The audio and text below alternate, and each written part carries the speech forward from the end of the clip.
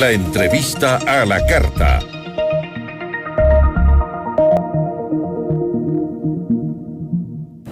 Nos acompaña a esta hora Andy Ortiz, corresponsal de nuestra cadena aliada CNN en español en Perú. ¿Cómo estás, Andy? Muy buenas tardes. Gracias por estar con nosotros.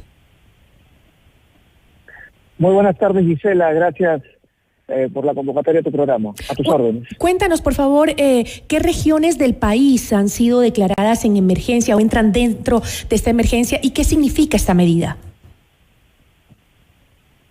Bueno, de momento la declaratoria de emergencia incluye a las regiones del sur y centro del país, Ica, Apurímac y Arequipa, que son en este momento las que están presentando mayor cantidad de manifestaciones y disturbios con enfrentamientos con la policía. La declaratoria de estado de emergencia implica un mayor rigor de las autoridades a la hora de ejercer precisamente el control del orden y suspende algunos derechos constitucionales mientras el estado de emergencia se encuentra vigente precisamente para poder proceder al control de los disturbios, Gisela. Ahora entiendo que también la empresa de aeropuertos andinos del Perú dijo en un comunicado que el aeropuerto Alfredo Rodríguez de la ciudad de Arequipa había sido invadido por un grupo de manifestantes que traspasaron la seguridad y que habían incendiado algunas casetas también. ¿Se han cuantificado ya los daños de esta infraestructura pública y privada durante las manifestaciones? De momento todavía no hay una cuantificación de los daños, teniendo en cuenta de que es una situación sumamente dinámica la que estamos teniendo ahorita en el país y que según reportes de la Defensoría del Pueblo, el control del aeropuerto ha sido vuelto a tomar por las autoridades, por la Policía Nacional, específicamente hace poco más de una hora. Entonces, lo primero que están haciendo las autoridades en este momento es asegurar ese control del aeropuerto. De momento los vuelos de llegada y de salida de la ciudad de Arequipa siguen suspendidos y estamos pendientes a cómo se desarrolla la situación en esta ciudad que, repetimos, es una de las más importantes, si no la más importante del sur de Perú. Ahora, las manifestaciones de la gente en varios sectores exigen el cierre del Congreso y adelanto a elecciones, luego de que se produjo la vacancia de Castillo. Y también algunos sectores, he escuchado y he leído que piden la liberación del exmandatario. ¿Cuál es el estado jurídico actual de Pedro Castillo? En este momento Pedro Castillo se encuentra con una detención preliminar dictada por un juez a pedido de la Fiscalía. El día de mañana la Corte ha programado una audiencia. Lo que debería seguir es la decisión del juez si es que Pedro Castillo, terminado el periodo de detención preliminar, pasa a un periodo de prisión preventiva, pero esto tiene que ser solicitado y sustentado por el Ministerio Público, por la Fiscalía, en este caso la Fiscal de la Nación, que es, según la Constitución peruana, la encargada de investigar al presidente de la República, en este caso al expresidente Pedro Castillo. Si la Fiscalía solicita esta figura de la prisión preventiva y el juez la concede, entonces Pedro Castillo seguiría como investigado, pero ya con una prisión preventiva en mérito, entre otras cosas, a que la Fiscalía puede sustentar de manera fehaciente que hay un peligro de fuga, se denomina en el ordenamiento jurídico peruano peligro procesal de fuga, o que puede haber, si es que Pedro Castillo recupera su libertad, algún intento de obstaculización de las investigaciones o de la labor de la justicia. Esto en todo caso se va a saber mañana con mucho más precisión en cuanto el juez dictamine cuál es el rumbo que se va a seguir en las investigaciones sobre Pedro Castillo. Ahora, respecto a las declaraciones de la presidenta Boluarte, en donde dice que ha mandado a la Asamblea o al Congreso peruano este pedido de adelantar las elecciones, ¿permite realmente la Constitución peruana adelantar los comicios 2 años? ¿O hay que hacer una reforma? Lo que sucede es que se trata de un proceso bastante complejo, en el que tiene que llegarse un consenso de todas las fuerzas políticas durante 2 legislaturas, ordinarias. Entonces es un trabajo de convencimiento político muy complicado el que va a tener que llevar a cabo la presidenta Boluarte, porque si bien ella ha propuesto el adelanto de elecciones, en realidad es el Parlamento el que tiene en sus manos la decisión y los votos para llegar a esa ¿Y cuánto podría demorar? decisión. El cálculo, si estamos hablando de 2 legislaturas ordinarias, como señala la Constitución, estamos hablando de por lo menos 1 año para preparar el camino hacia esa elección en abril de 2024. Entendemos que esa es la razón por la cual la presidenta peruana ha calculado que en abril de 2024 se podría llevar a cabo esta elección adelantada general.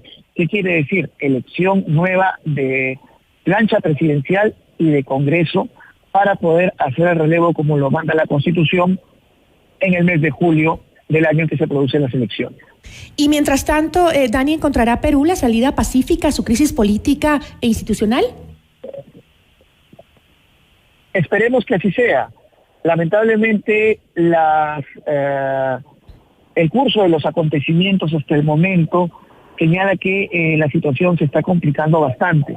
Se esperaba que el anuncio de la presidenta Boluarte de adelanto de elecciones generales pudiera poner algo de calma en las calles. Lamentablemente esto no ha sucedido así y se siguen reportando en el interior del país hechos de violencia y enfrentamientos con la policía. Ya se han confirmado 2 fallecidos en la ciudad de Andahuaylas durante las protestas. Esto ha sido confirmado por el Ministerio de Salud, mientras que las protestas que estuvimos cubriendo ayer, cuando se llevaba a cabo una sesión del Parlamento precisamente para definir la situación jurídica de Pedro Castillo, terminaron con bombas lacrimógenas y los manifestantes enfrentándose a la policía de manera bastante violenta. Ha sido un fin de semana sumamente violento, tanto en la capital como en otras ciudades del interior del país.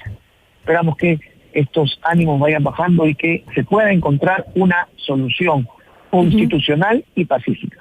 Dani, Perú ha tenido 6 presidentes, me parece, en 4 años, si no me equivoco: Pedro Pablo Kuczynski, Martín Vizcarra, Manuel Merino, Francisco Sagasti, Pedro Castillo y ahora Diana Boluarte. ¿Cuáles son las condiciones que hacen a Perú tan difícil su gobernabilidad? ¿Es esta pugna entre el legislativo y el ejecutivo? Para ser, un poco yéndonos a la historia de lo que ha sucedido últimamente, lo que de manera personal yo podría decir es que si un presidente de la República no cuenta con el apoyo de una bancada orgánica en el Parlamento, es muy difícil para este presidente gobernar. En el caso de Pedro Pablo Kuczynski, por ejemplo, su partido no tenía la mayoría del Congreso, la mayoría del Congreso la tenía el partido opositor de Keiko Fujimori. En el caso del expresidente Vizcarra, él no tenía una bancada orgánica para gobernar, y en el caso de Sagasti, siendo un presidente de transición, después de lo que sucedió con Manuel Merino, que tuvo un gobierno bastante breve, los enfrentamientos con el legislativo o entre el legislativo y el ejecutivo fueron constantes. Entonces, una de las cosas que los especialistas están señalando con mucho énfasis en Perú es que si esta solución que tiene que producirse en el corto plazo en Perú no viene acompañada de una reforma del sistema político muy, muy profunda, las condiciones van a estar dadas para que en cualquier momento se produzca otra crisis constitucional, otra crisis de sucesión de estas, o aún de mayores y más trágicas dimensiones. Entonces, lo que estos especialistas opinan es que lo que aquí se necesita es una reforma profunda del sistema político peruano que incluya el sistema electoral, que incluya el sistema de representación parlamentaria y que incluya la figura presidencial. Preocupa lo parecidos que somos, ¿no? Y la situación que hoy vive Perú con la que está viviendo el Ecuador, y esa falta de representación política de un gobierno dentro del poder legislativo. Yo, Dani, te agradezco muchísimo por esta breve entrevista, y ¿nos puedes brevemente decir qué es lo que está sucediendo en estos momentos, por ejemplo, en Lima? ¿Cuál es el sentir en las calles a esta hora? En este momento nosotros nos encontramos cubriendo con el equipo de CNN todo lo que sucede en Palacio de Gobierno, donde los ministros han sido convocados por la presidenta Dina Boluarte a una sesión especial del Consejo de Ministros. Entendemos, aunque no se nos ha precisado, que debido a la situación que están atravesando varias regiones del país, estamos a la espera de algún pronunciamiento de funcionarios gubernamentales. Seguimos aquí, por supuesto, cubriendo todas las incidencias de esta cambiante y preocupante situación política en Perú. Y te lo agradecemos mucho, Andy. Muchísimas gracias por la información. Muy buenas tardes. Andy Ortiz, corresponsal de nuestra cadena aliada CNN en el Perú.